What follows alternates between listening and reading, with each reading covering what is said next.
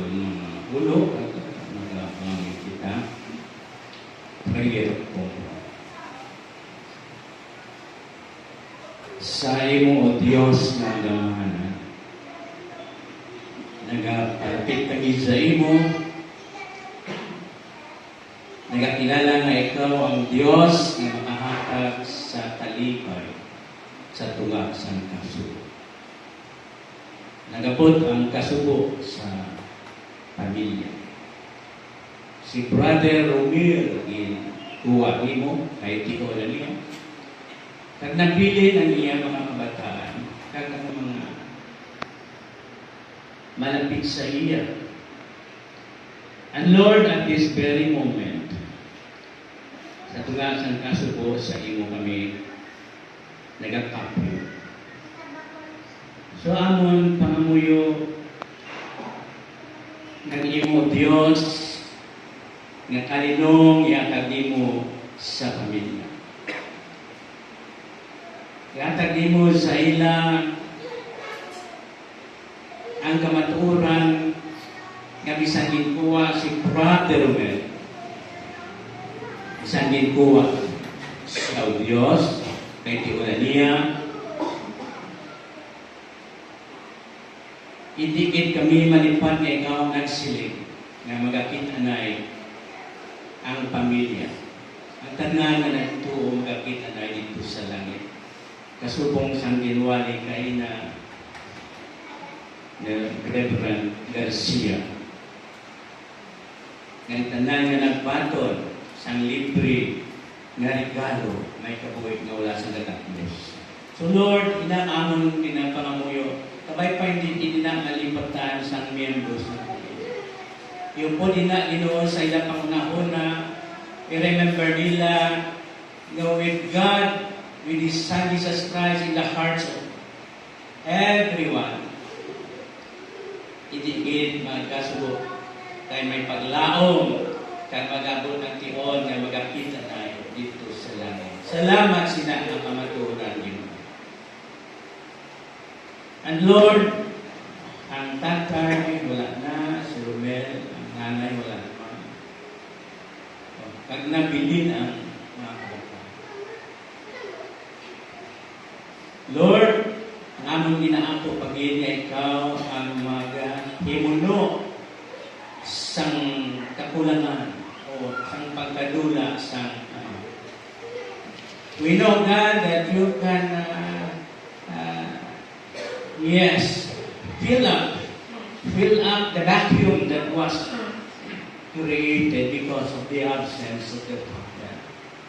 So Lord, members of the family will try to comfort and to encourage and to assure that we will be there to assist sa lahat, But we know that you, our God alone, can truly fill up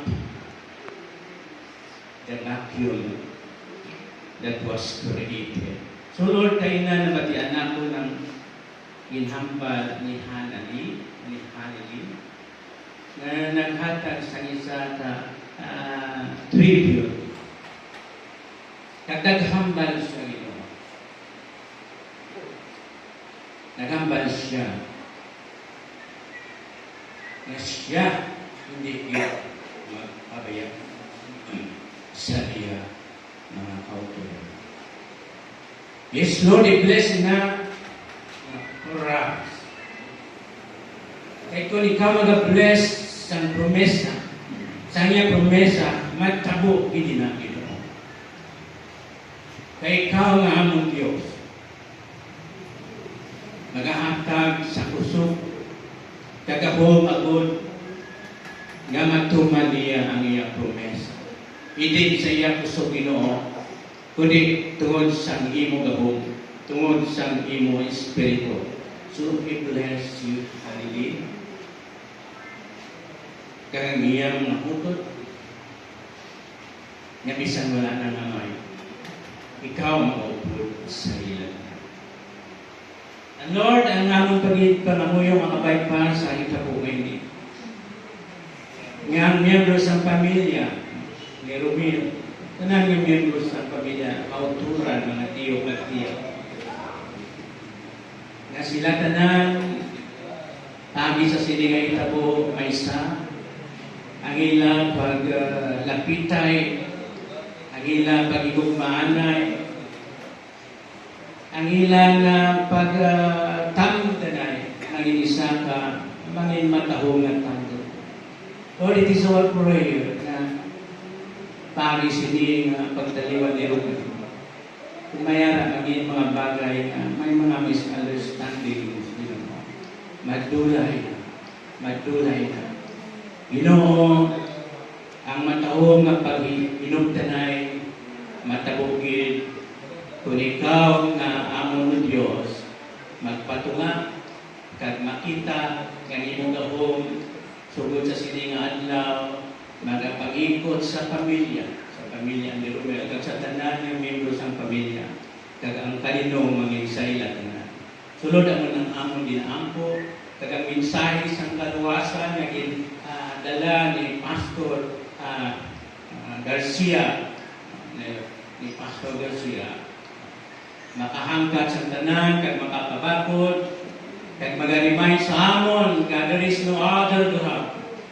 Wala na sa ibang na Diyos, kag kami wala na sa paglaon, kung hindi kami magpalapit sa imo, Diyos, kag kung hindi kami magbakod sa imo anak, bukong anak, si Kristo Jesus.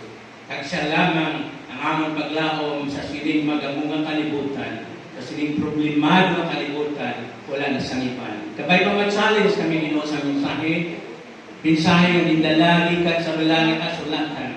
Kaya ang among Ginoo nga kaluwasan na basis sa imong balangit kasulatan.